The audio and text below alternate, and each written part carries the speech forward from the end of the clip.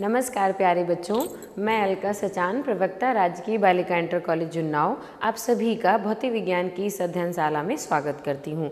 बच्चों, आज हम कक्षा 12 के अध्याय चुंबकत्व एवं द्रव्य के तृतीय भाग का अध्ययन करेंगे।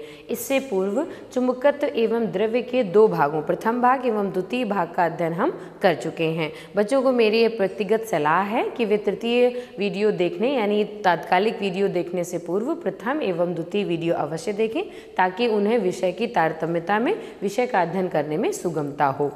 बच्चों देखिए, हमने इससे पूर्व यह जान लिया है कि लौह चुंबकीय, प्रतिचुंबकीय एवं अनुचुंबकीय पदार्थ क्या हैं, उनके गुणों में क्या भिन्नता होती है, वे किस प्रकार विभिन्न रूप से व्यवहार करते हैं जबकि वे बाह्य चुंबकीय क्षेत्र में रखे जाते हैं।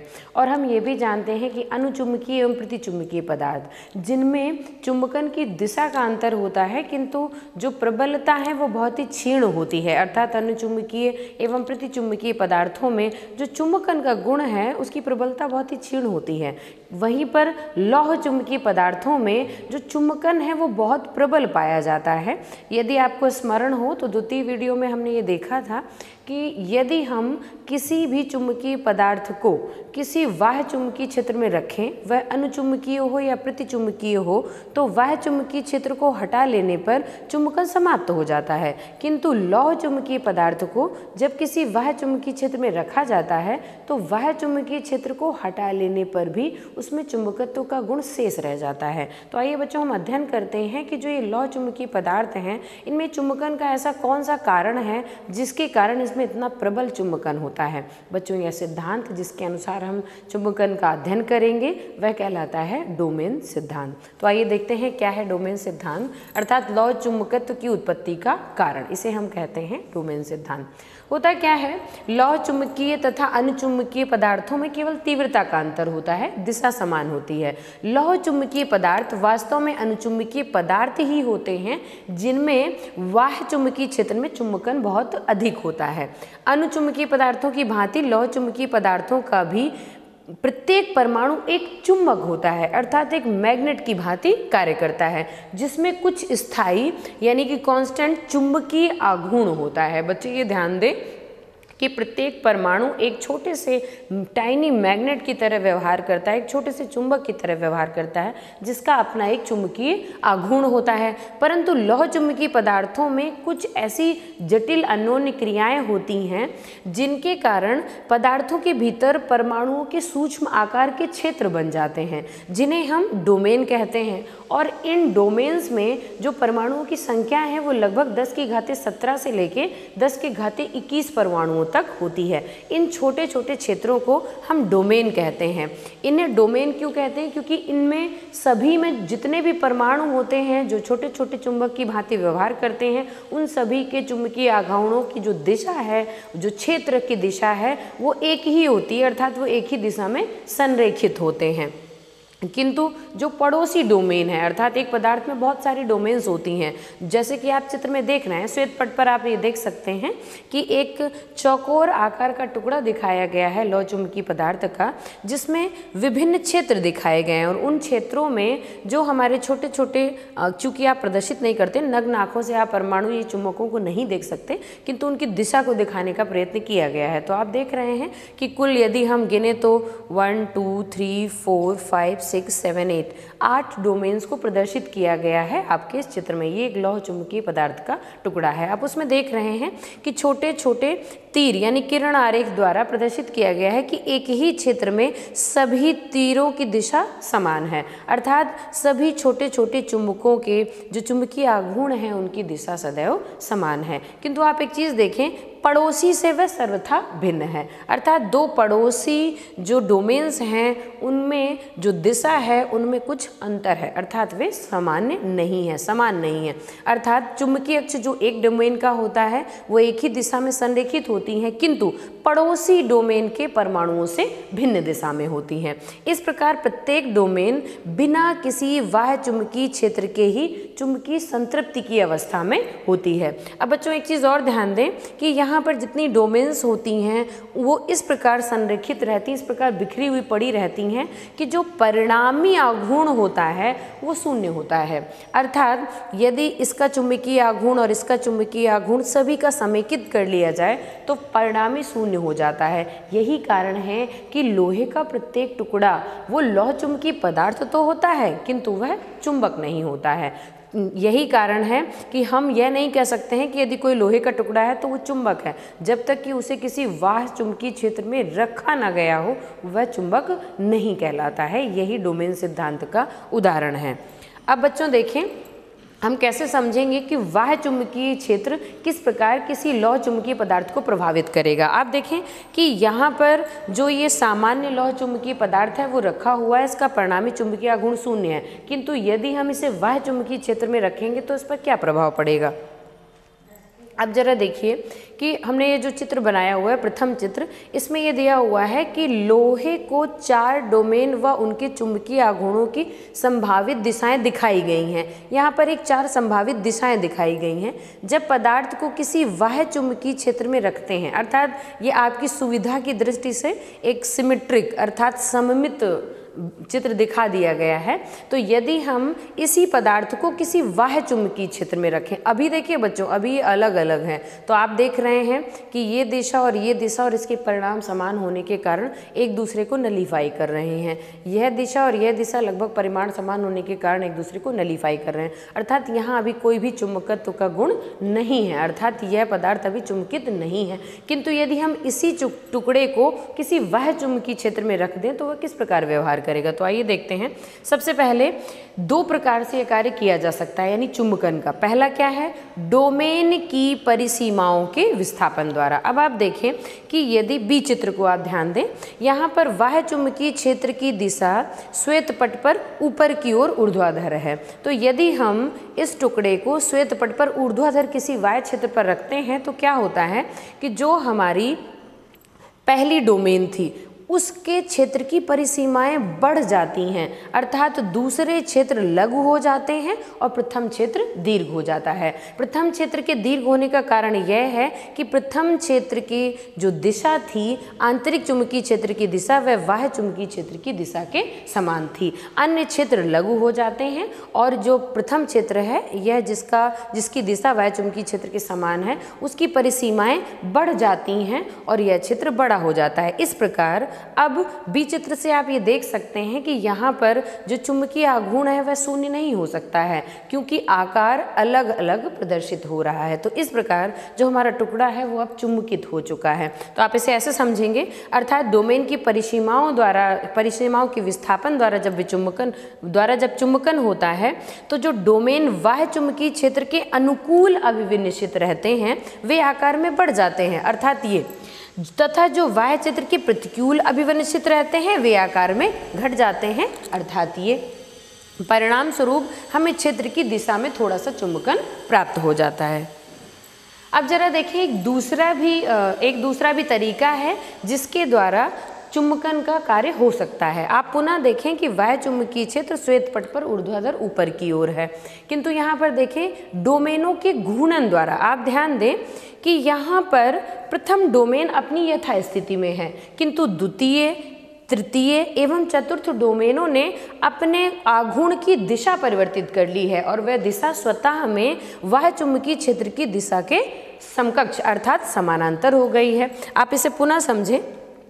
डोमेनों के विस्थापन द्वारा जब चुंबकन का कार्य हुआ था तब यहाँ पर जो द्वितीय, तृतीय एवं चतुर्थ क्षेत्र थे उन्होंने अपने क्षेत्र की दिशा को नहीं बदला था बल्कि सीमा को कम किया था, किंतु जब हम डोमेनों के घूर्णन द्वारा चुंबकन करते हैं तो यहाँ पर हम देख रहे हैं कि जिसकी दिशा समानांतर क्षैतिज में वामावर्त थी वह ऊर्ध्वाधर हो चुकी है, जिसकी दिशा श्वेत पट पर ऊर्ध्वाधर नीचे की ओर थी वह भी ऊपर की ओर हो चुकी है, अर्थात डोमेनों ने अपनी दिशा बदल दी, अर्थात घूर्णन की दिशा बदल गई है। और इस प्रकार परिणाम स्वरूप जो हमारा टुकड़ा है वह चुंबकित हो चुका है और काफ़ी प्रबल रूप से चुंबकित हो चुका है। तो बच्चों आप ये देखें कि चुंबकन के दो कारण हो सकते हैं डोमेन सिद्धांत पर, एक है डोमेन्स के परिसीमन द्वारा और दूसरा है डोमेन के घूर्णन द्वारा, अर्थात डोमेन के घूम जाने के कारण। तो हम इसे कैसे बोल सकते हैं कि जब बाह्य चुंबकीय क्षेत्र दुर्बल होता है तो पदार्थ का चुंबकन अधिकतर डोमेनों की परिसीमन के विस्थापन द्वारा होता है,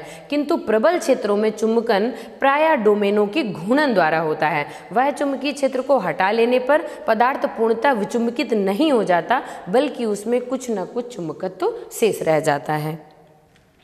अब बच्चों देखें, हम ये बात समझेंगे कि किस प्रकार एक छोटा सा मैग्नेट यानी जो परमाणु चुंबक है हमने जिसकी बात की है वो किस प्रकार प्रभावित करता है और किस प्रकार उसके आधार पर हम डोमेन सिद्धांत को समझ सकते हैं। और जब हम वह चुंबकीय क्षेत्र हटा लेते हैं तो भी चुंबकत्व का गुण क्यों रह जाता है लौह चुंबकीय पदार्थ में। तो जरा देखते हैं, जब लौह चुंबकीय पदार्थ की छड़ को चुंबकीय क्षेत्र में रखते हैं तो छड़ के परमाणुवीय डोमेनों की चुंबकीय क्षेत्र में रखते हैं तो छड़ के परमाणुवीय डोमेनों की चुंबकीय अक्षें चुंबकीय क्षेत्र की दिशा में संरेखित हो जाती हैं तथा लोहे की छड़ चुंबकित हो जाती है। इस प्रकार चुंबक में परिणामी आघूर्ण उत्पन्न होता है। यदि हम किसी चुंबक को हथौड़े से पीटे अथवा क्यूरी ताप के ऊपर गर्म करें, आप याद करें क्यूरी ताप वह ताप होता है जिसके ऊपर कोई भी पदार्थ अनुचुंबकीय हो जाता है, तो उष्मीय विक्षोभ के कारण, उष्मीय प्रभाव के कारण, उसे उष्मीय ऊर्जा मिलने के कारण इतना अधिक ताप बढ़ जाता है कि चुंबक की डोमेनें पूर्णतः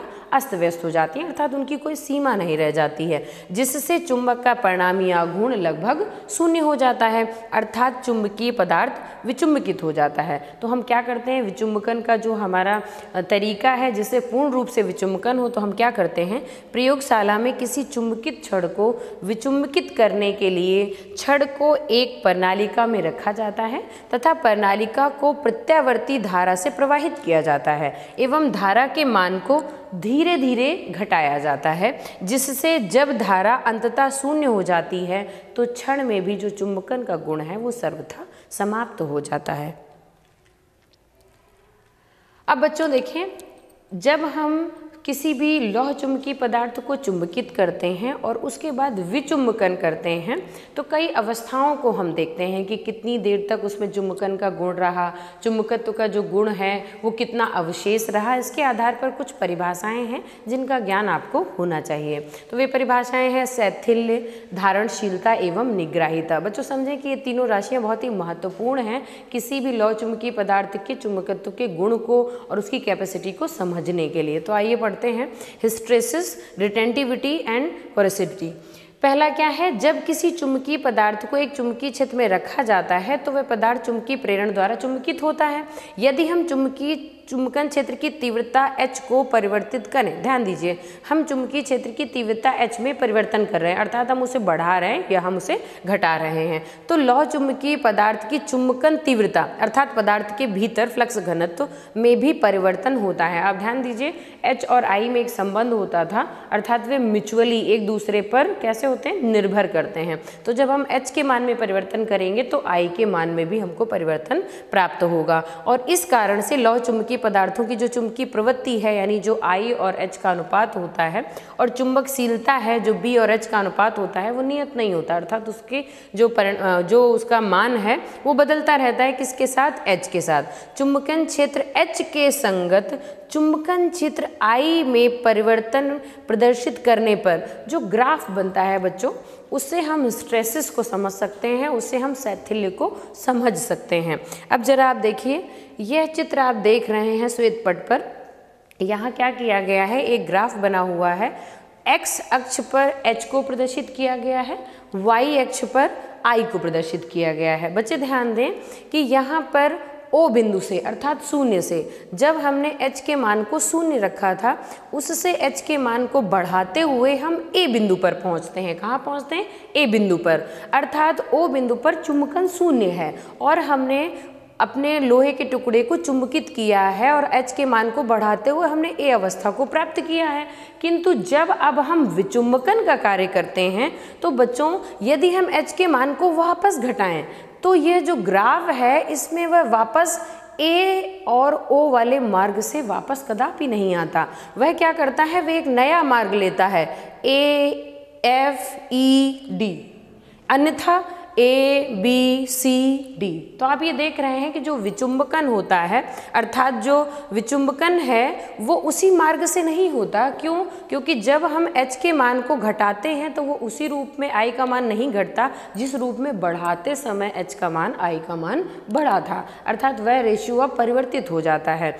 इसी घटना को हम शैथिल्य भी कहते हैं। जरा आप देखें, आप एक बार इसको रिपीट करते हैं हम। यदि h का मान धीरे धीरे घटाएं, अर्थात हम a बिंदु तक पहुंच चुके हैं, ए बिंदु तक हम पहुंच चुके हैं, तो ये चुंबकन का ग्राफ है, ओ से लेके ए तक चुंबकन का ग्राफ है। अब हम विचुंबकन करना चाहते हैं तो हम h को घटा रहे हैं। यदि h का मान धीरे धीरे घटाया जाए तो i का मान भी घटता है, परंतु वक्र OA की विपरीत दिशा में पुनरावृत्ति नहीं होती, बल्कि एक नया वक्र AB प्राप्त होता है। वक्र के इस भाग से स्पष्ट है कि जब h का मान शून्य हो जाता है तो i का मान घटकर शून्य पुनः नहीं होता। जबकि जब हमने शुरुआत की थी तो O बिंदु से शुरू हुआ था ग्राफ, पुनः ग्राफ कभी भी O बिंदु पर नहीं आता, अर्थात h का मान और i का मान t बराबर शून्य पर, यानी चुंबकन स्टार्ट करते समय, शुरू करते समय तो h और i शून्य थे, किंतु अब हमें h का मान शून्य कर देने पर भी i का मान b होता है या e होता है, किंतु कभी भी शून्य नहीं होता है, बल्कि इसका मान अब भी OB के बराबर रहता है। ये जो आपका y अक्ष में मान दिया गया है, इससे स्पष्ट है कि I में h के सापेक्ष पश्चता रहती है, अर्थात वो पश्चगामी रहता है, पीछे रहता है। चुंबकन क्षेत्र के शून्य हो जाने पर पदार्थ में बचा हुआ चुंबकत्व अवशिष्ट चुंबकत्व कहलाता है। इससे पदार्थ की धारणशीलता कहते हैं। बच्चों एक चीज़ समझें, जब O से A तक चुंबकन एवं A से वापस आने पर AB मार्ग या AF मार्ग लेने का जो ये तरीका है, इसी को हम शैथिल्य से निरूपित करते हैं, किंतु जो ये अवशेष I की मात्रा रह जाती है ये बच्चों कहलाती है धारणशीलता, अर्थात ये निरूपित करती है कि जब चुंबकित हुए पदार्थ का विचुंबकन किया जाता है, यानी वह चुंबकीय क्षेत्र हटा लिया जाता है, तो भी उसमें जो अवशेष रह जाता है जो चुंबकन, उसे ही हम कहते हैं पदार्थ की धारणशीलता, इसे हम धारणशीलता कहेंगे। इसी प्रकार किसी पदार्थ की धारणशीलता उस चुंबकत्व की माप है जो कि चुंबकीय क्षेत्र हटा लेने पर भी पदार्थ में बचा रहता है। अर्थात इस चित्र में जो OB सेक्शन है, अर्थात I का OB मान, इसे हम कहेंगे धारणशीलता। अब बच्चों देखें, ये वही ग्राफ को समझाया गया है। अब अगर आप देखें इसी ग्राफ में जो हमारा नीचे का पार्ट है, अब आप देखें कि यदि हम चाहते हैं कि हम I के मान को शून्य करेंगे ही, हमें शून्य प्राप्त करना है, अर्थात हमें विचुंबकन करना है, हमें पदार्थ में कोई चुंबकत्व शेष नहीं रखना है, तो हमें कोई अन्य प्रयास करना पड़ेगा। आप एक चीज़ देख रहे हैं, B बिंदु पर I का कुछ मान है, यदि हम I के मान को शून्य पर ले जाते हैं तो हमें ऋणात्मक अक्ष पर कुछ दूरी तय करनी पड़ती है, अर्थात हमें h के मान को शून्य से निगेटिव की ओर ले जाना होगा। तो बच्चों देखें कि यदि हम चुंबकन क्षेत्र की उत्क्रम दिशा में, अर्थात विपरीत दिशा में बढ़ाया जाए तो I का मान और घटता है, और BC के अनुदिश जब h का मान OC के बराबर होता है तो I का मान शून्य हो जाता है। देखिए, जब h का मान O से C तक ले जाएंगे तब I का मान B से कहाँ आ जाता है, C तक आ जाता है। तो ये जो O से लेकर C तक h का ये ऋणात्मक यानी उत्क्रम मान है बच्चों, ये जो उत्क्रम मान है जो अवशिष्ट चुंबकत्व को समाप्त करने के लिए आवश्यक होता है, इसी को हम निग्राहिता कहते हैं। क्या कहते हैं? निग्राहिता कहते हैं, या हम इसे निग्रह बल भी कहते हैं। तो भौतिक रूप से हम कैसे परिभाषित करेंगे इसे? किसी पदार्थ की निग्राहिता उस उत्क्रम चुंबकीय क्षेत्र की माप है, उत्क्रम का अर्थ निगेटिव यानी ऋणात्मक, उत्क्रम चुंबकीय क्षेत्र की माप है जो कि पदार्थ के अवशिष्ट चुंबकत्व को समाप्त करने के लिए आवश्यक है। अब बच्चों देखें, यदि h का मान उत्क्रम क्षेत्र में OC से आगे बढ़ा दे तो पदार्थ विपरीत दिशा में चुंबकित होने लगता है CD के अनुदिश। देखिए, यदि हम क्या करें, हम O से C के बाद यदि और चले जाएं तो क्या होगा, फिर से चुंबकन होगा, बस उसकी क्या हो जाएगी, दिशा विपरीत हो जाएगी। तो ये जो परिघटना है उसे हम चुंबकीय संतृप्ति की अवस्था कहते हैं और वह D बिंदु पर पहुंच जाता है। चुंबकीय क्षेत्र H को इसके अधिकतम ऋणात्मक मान से वापस शून्य से होते हुए अधिकतम धनात्मक मान तक लाने पर एक सममित यानी ज्योमेट्रिकली इक्विवेलेंट वक्र DEFA प्राप्त होता है। बिंदुओं B तथा E पर पदार्थ चुंबकन क्षेत्र की अनुपस्थिति में चुंबकित रहता है, तब इसे स्थायी चुंबक कहते हैं। बच्चों, ये बहुत ही इम्पॉर्टेंट बात है। आप यहाँ पर देख रहे हैं कि हमने पदार्थ को O बिंदु से A बिंदु तक चुंबकित किया, किंतु उसे विचुंबकित करने में हमें इस मार्ग से होकर आना पड़ा और शून्य तक प्राप्त करना पड़ा। उसके बाद यदि हम इस कर्वेचर को यहाँ ले जाएं, विपरीत दिशा में एक चुंबकत्व, उसके बाद वापस ये उसी कर्व से होकर A बिंदु पर पहुँच जाता है। तो ये जो क्लोज्ड कर्व बन रहा है यही हमारे शैथिल्य को प्रदर्शित करता है। और अभी हम देखेंगे कि किस प्रकार एक नर्म लोहा और किस प्रकार एक जो नर्म लोहे की छड़ होती है और नॉर्मल लोहे की छड़ होती है वो किस प्रकार अलग अलग चुंबकन दिखाती है और किस में अधिक चुंबकन होता है, किस में आसानी से होता है, उसका यही कारण है। तो आप देखें कि विचुंबकन, अब जरा आप ये देखें कि आपको पता है कि चुंबकन और विचुंबकन को H और I के ग्राफ से हम दिखाते हैं। यदि हमने किसी भी छड़ को चुंबकित कर लिया है तो उसे विचुंबकित करने का जो तरीका है वो ये है कि हम उसे एक प्रणालिका में रखेंगे, उसके बाद उस प्रणालिका में प्रत्यावर्ती धारा प्रवाहित करेंगे और उस धारा के मान को सनह सनह अर्थात धीरे धीरे घटाते जाएंगे। जब आप उसे धीरे धीरे घटाएंगे तो क्या होगा कि जो H का मान है वो उसी तरीके से हिस्टेरेसिस वक्र बनाता हुआ बार बार उसी सर्किल को पूरा करेगा और अंततः वो O बिंदु तक पहुंच जाएगा, अर्थात विचुंबकन पूर्ण रूप से हो जाएगा। तो देखते हैं परिघटना किस तरीके से की जाती है। किसी चुंबकीय पदार्थ के एक बार चुंबकित हो जाने पर उसे विचुंबकित करना सरल नहीं है। शैथिल्य लूप से यह स्पष्ट है कि चुंबकन क्षेत्र को हटा लेने पर यानी H बराबर 0 कर देने पर भी चुंबकन तीव्रता अथवा चुंबकीय प्रेरण का मान शून्य नहीं होता है। तो इसे शून्य करने के लिए विपरीत दिशा में निग्रह बल के बराबर चुंबकीय क्षेत्र लगाना पड़ता है। अतः किसी चुंबकीय पदार्थ को विचुंबित करने के लिए उसे लगातार घटती हुई धारा से उत्पन्न क्षेत्र द्वारा बार बार चुंबकित तथा विचुंबित करते हैं और अंत में धारा का मान शून्य कर देते हैं। इससे शैथिल्य लूप छोटा होता जाता है और अंत में जब धारा शून्य हो जाती है तो शैथिल्य लूप का विस्तार भी शून्य हो जाता है। इसके लिए पदार्थ को एक प्रणालिका के भीतर रखते हैं जिसमें लगातार घटती हुई प्रत्यावर्ती धारा प्रवाहित करते हैं। धारा का मान शून्य होने पर पदार्थ को प्रणालिका से बाहर निकाल लेते हैं। अब यह पूर्णतया विचुंबकित हो जाता है। बच्चे ध्यान दें कि यहाँ पर जब हम चुंबकन का जो फिनोमेना था उसे हम समझ रहे थे तब हमने देखा था इसे बोलते हैं हिस्टेरेसिस लूप या शैथिल्य वक्र, और शैथिल्य वक्र सदैव बंद होता है। आप एक बार इसे पुनः समझ लें।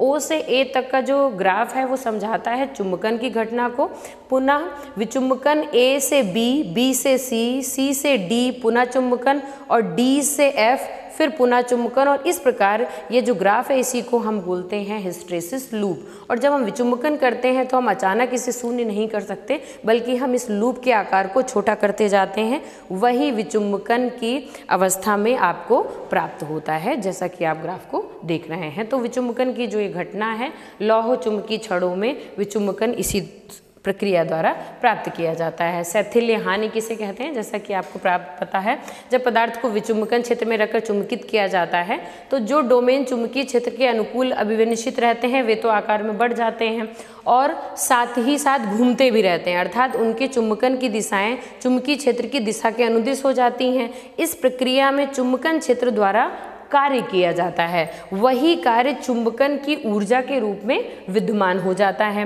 किंतु जब चुंबकीय क्षेत्र को घटाकर शून्य किया जाता है तो चुंबकन तीव्रता का मान शून्य नहीं होता बल्कि चुंबकत्व तो कुछ अवशेष रह जाता है। यह चुंबकत्व तो उसी ऊर्जा के रूप में ही शेष रह जाता है, अर्थात स्पष्ट है कि चुंबकन हटाने पर भी हमें वह ऊर्जा प्राप्त नहीं होगी जो कि प्रदान की गई थी चुंबकत्व तो करते समय, अर्थात ऊर्जा की हानि होती है। यही हानि कहलाती है शैथिल्य हानि या हिस्टेरेसिस लॉस।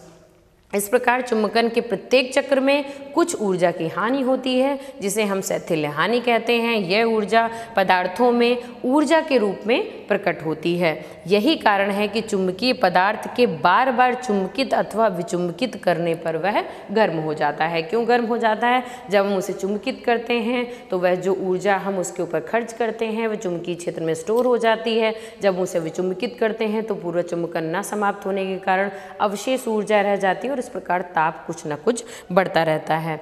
तो बच्चों यह देखें, हम ये एक चीज़ प्रूव भी कर सकते हैं ग्राफ के द्वारा कि चुंबकन के एक चक्र में पदार्थ के एकांक आयतन में होने वाली शैथिल्य हानि IH शैथिल्य लूप के क्षेत्रफल के बराबर होती है। अर्थात यदि आप प्रॉपर ग्राफ बनाएं H और I के बीच, तो जो H और I एक क्लोज्ड कर्व बनता है, उस कर्व का जो एरिया है यानी जो क्षेत्रफल है, उस क्षेत्रफल को यदि हम माप लें तो चुंबकन के एक चक्र में यानी जितना चक्र बना हुआ है तो एकांक आयतन में जितनी ऊर्जा की हानि होती है वो क्षेत्रफल के बराबर होता है। यानी क्षेत्रफल नाप कर आप ग्राफ से भी ऊर्जा की हानि को ज्ञात कर सकते हैं। इससे अनेक लाभ हैं। हम क्या कर सकते हैं, हम विभिन्न लौह चुंबकीय पदार्थों के H और I ग्राफ बना सकते हैं, यानी कि शैथिल्य हानि के ग्राफ बना सकते हैं और इसको चुन सकते हैं कि कहाँ पर एरिया अधिक आ रहा है। यदि एरिया अधिक आ रहा है तो हम चुंबकन के लिए उन पदार्थों का प्रयोग नहीं करेंगे। तो आइए देखते हैं कि कैसे जो नर्म लोहे तथा स्टील के चुंबकीय गुणों में क्या अंतर है। बच्चों देखिए, यहाँ पर हमने दो हिस्टैरिसीस लूप आपको दिखाए हैं।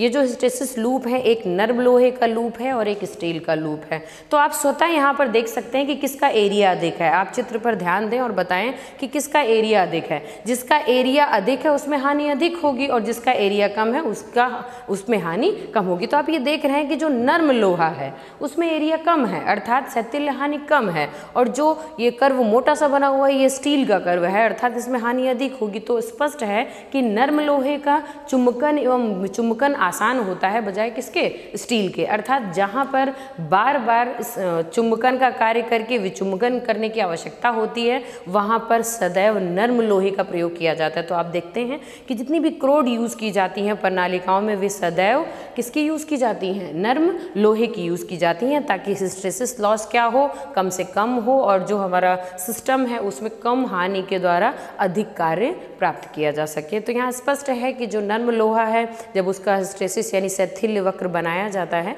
तो उसका एरिया कम प्राप्त होता है और स्टील का अधिक प्राप्त होता है। इसलिए नर्म लोहे का जो विचुंबकन है वो आसानी से और कम ऊर्जा की हानि से किया जा सकता है। बच्चों देखिए, धारणशीलता, निग्राहिता और शैथिल्य हानि तीनों आप पढ़ चुके हैं ग्राफ के द्वारा कि ग्राफ में जो OB कर्व है वो धारणशीलता कहलाता है, अर्थात H को शून्य कर देने पर भी I का जो मान प्राप्त होता है वह धारणशीलता कहलाता है।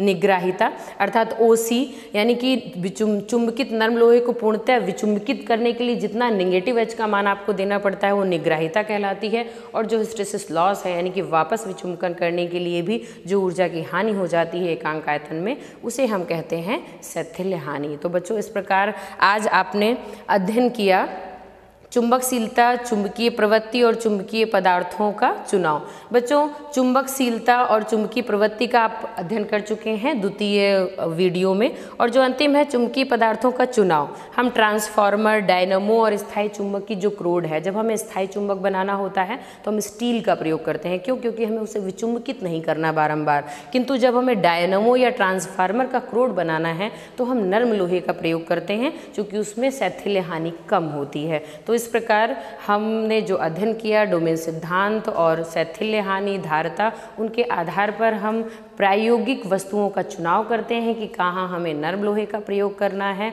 और कहाँ पर हमें गर्म लोहे का प्रयोग करना है। तो आशा है कि आपको इस वीडियो से समझ में आया होगा कि क्या मूल कारण है लौह चुंबकीय क्षेत्रों, लौह चुंबकीय पदार्थों के चुंबकन का और किस प्रकार उनके गुणों का हम प्रयोग करते हैं, और फिर दैनिक जीवन में अर्थात ट्रांसफार्मर में या चुंबक बनाने में या डायनमो में क्रूड्स का प्रयोग किस आधार पर नर्म लोहे या ठोस लोहे या स्टील का किया जाता है।